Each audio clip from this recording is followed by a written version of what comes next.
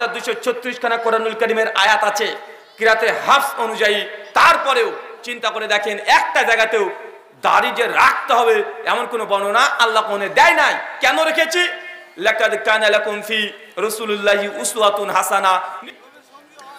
যে সমস্ত আমল করলে নবী সাল্লাল্লাহু আলাইহি ওয়াসাল্লামের সঙ্গে জান্নাতে সঙ্গী হবেন, প্রতিবেশী হবেন, এমন কিছু ইবাদত এবং এমন কিছু আমলের কথা কোরআন এবং সুন্নাহর মধ্যে লিপিবদ্ধ করা আছে। কেননা আমরা মুহাম্মদ সাল্লাল্লাহু আলাইহি ওয়াসাল্লামকে দুই চোখ দিয়ে আমরা দেখেছি, কথা বলেন, আমরা কেউ দেখেছি? যার সঙ্গে আমাদের দূরত্ব প্রায় 1450 বছর আগে তিনি দুনিয়াতে এসেছিলেন, তাকে যারা স্বচক্ষে দেখেছে তারা অনেক বড় ভাগ্যবান। কিন্তু আমরা 1500 বছর পর একজন ব্যক্তির না তাকে কখনো চোখে দেখেছি, না কখনো তার কণ্ঠস্বর আমরা নিজে কানে শ্রবণ করেছি, না কখনো তার দার্স মজলিস তার সঙ্গে আমরা কখনো সাক্ষাৎ করেছি বা বসেছি। কিন্তু তারপরে আল্লাহ সুবহানাহু ওয়া তাআলা আমাদেরকে যে ঈমানের দৌলত দিয়েছে এটা আপনি বুঝতে পারবেন না। যে আমরা নিজেদের মুসলিম দাবি করছি, কার উপরে ভিত্তি করে?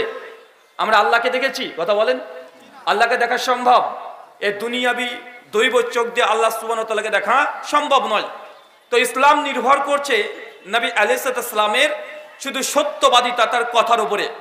যদি আল্লাহর নবী বিন্দু পরিমাণে মিথ্যা কোনো দাবি করে, বড় ইসলাম ধর্মটাই বাতিল তথা মিথ্যা বলে প্রতিপন্ন হবে। কিন্তু সেই নবীকে আমরা কখনো চোখেই দেখিনি, যার সঙ্গে আমাদের বয়সের দূরত্ব 1450 বছর, প্রায় 1500 বছর আগে তিনি এসেছিলেন।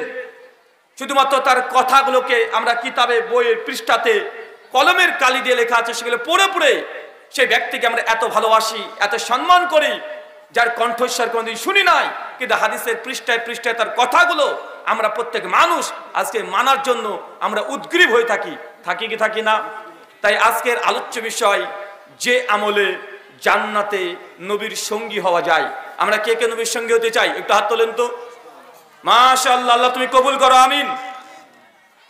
আমাদের শুধুমাত্র এই হাত তুলে দিলাম এমনটাই নয়, আমাদের হৃদয় থেকে আকাঙ্ক্ষা রাখতে হবে, হৃদয় থেকে লোভ লালসা রাখতে হবে। জান্নাত, শুধু জান্নাত নয়, জান্নাতে তো মানুষ যাবেই, মানুষ আমল করবে, জান্নাতে ইনশাআল্লাহ যাবে।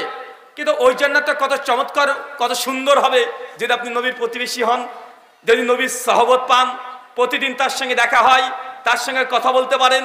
দুনিয়াতে আমরা দেখি নাই, এটা ঠিক, কিন্তু জান্নাতে গিয়ে যদি তার সঙ্গে সাক্ষাৎ করতে পারি, ভাই আমাদের হৃদয়ের যে ভালোবাসা, না দেখে ভালোবাসা। আজকে আমরা দাড়ি কেন রেখেছি? আল্লাহ কোরআনে দাড়ি রাখতে বলেছে, কথা বলেন? কোরআন ঘেটে দেখেন 6236 খানা কোরআনুল কারীমের আয়াত আছে কিরাতে হাফস অনুযায়ী। তারপরেও চিন্তা করে দেখেন একটা জায়গাতেও দাড়ি যে রাখতে হবে এমন কোনো বর্ণনা আল্লাহ কোনে দেয় নাই। কেন রেখেছি? লাকাদ কানা লাকুম ফি রাসূলিল্লাহি উসওয়াতুন হাসানা। নিঃসন্দেহে নবীর মধ্যে মুমিনদের জন্য উত্তম আদর্শ আছে। সূরা আহজাব আয়াত নম্বর 21। দাড়ি রাখার মূল কারণ আমার নবী রেখেছে, তাই নির্দ্বিধায় কোন রকমের চেহারার প্রতি ভালো লাগছে না খারাপ লাগছে মুসলমান দেখে না।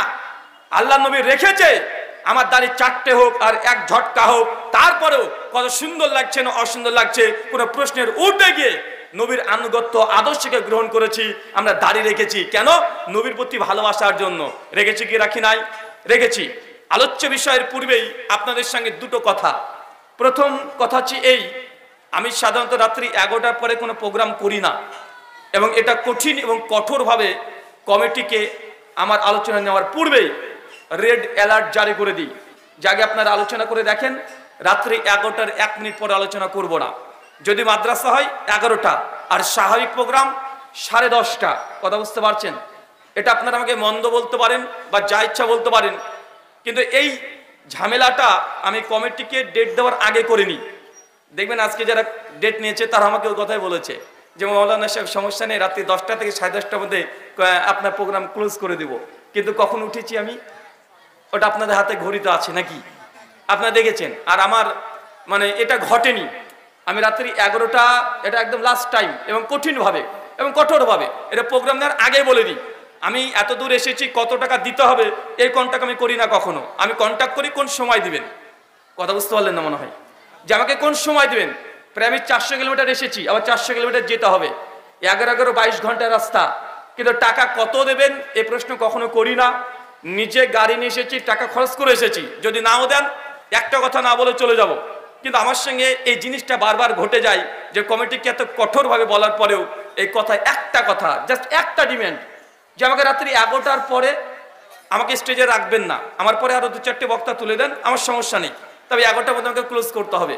কিন্তু আজকে কি করেছেন আপনারা? তারপরে রাগান্বিত হওয়া উচিত আমার। তবে ভাইজান, ওনার নাম ভুলে গেলাম, যিনি আমাকে দাওয়াত দিয়েছিলেন, উনি বললেন লাল মাহমুদ ভাই, আপনি তো এই ভাই বললেন যে 2020 সালে মানে 20 সালে করোনা ভাইরাসের টাইমে আমি একটা ডেট দিয়েছিলাম আপনাদেরকে, কিন্তু প্রশাসনিক জটিলতার কারণে প্রশাসন আমাকে আসতে দেয়নি। কেননা সেই সময়তে সম্পূর্ণভাবে প্রায় 27খানা প্রোগ্রামকে আমার ক্লোজ করতে হয়েছিল, একটাই কারণ যে আমি যদি যাই সেখানে মানুষের সমাগম ঘটবে, আর মানুষের সমাগম ঘটলেই এই যে করোনা ভাইরাস সকলে অবগত আছেন, সেই সময় আসতে দেয়নি। তো ভাই আজকে এই কথাটা বললাম, জাস্ট তার জন্য বললাম যে ভাই 11টা পার করতে পারি, তবে খুব বেশি নয়, কেননা আজকে এখানে আলোচনা করছি, মানুষ দেখবে, কালকে যেখানে প্রোগ্রাম করবো সেখানে তারাও ডিমান্ড করবে যে ভাই অমুক জায়গায় তো করেছেন, আমাদের এখানে করতে হবে। তো জিন্দগিতে রাতে 11টাতে যদি সবাই 10 মিনিট 20 মিনিট 25 মিনিট করে, ভাই এটাকে কভার করা সম্ভব? এটা সম্ভব নয়। তাই কমিটি যারা আছেন তারা আরও শক্ত ও মজবুত হবেন। আমার পরে 2-4টে বক্তা রাখেন, সমস্যা নেই, আমাকে আগে তুলে দেন, আমাকে মাগরিবের পরে তুলে দেন, আমার কোনো আপত্তি নেই। কথা বুঝতে পারলেন? এটা হচ্ছে প্রথম কথা। দ্বিতীয় কথা, আলোচনা যারা শ্রবণ করতে এসেছেন, আপনাদের উদ্দেশ্যে আল্লাহ সুবহানাহু ওয়া তাআলা কোরআনুল কারীমে বলছেন, সূরা জুমার সূরা নম্বর 39 আয়াত নম্বর 18, আল্লাযীনা ইয়াসতামিউনাল কওল ফায়াত্তাবিউনা আহসানা উলাইকা আল্লাযীনা হাদাহুমুল্লাহ উলাইকা হুম উলুল আলবাব। বাংলা মানে আল্লাযীনা ইয়াসতামিউনাল কওল, যারা মনোযোগ সহকারে কথা শ্রবণ করে। বলেন তো কি কথা শুনতে পাচ্ছেন? কে কে আমার কথা বুঝতে পারছেন না? একটু হাত তোলেন তো। দেখেন দেখেন, হাত নামান, ধরা পড়ে গেছেন। আমি প্রশ্ন করেছি কে কে আমার কথা বুঝতে পারছেন না, তারা হাত তোলেন। এখন বলেন তো কারা হাত তুলেছিলেন? তার মানে আসলে অ্যাকচুয়াল আপনারা কথা বুঝতে পারছেন না। আল্লাহ সুবহানাহু ওয়া তাআলা বলছেন কোরআনুল কারীমে,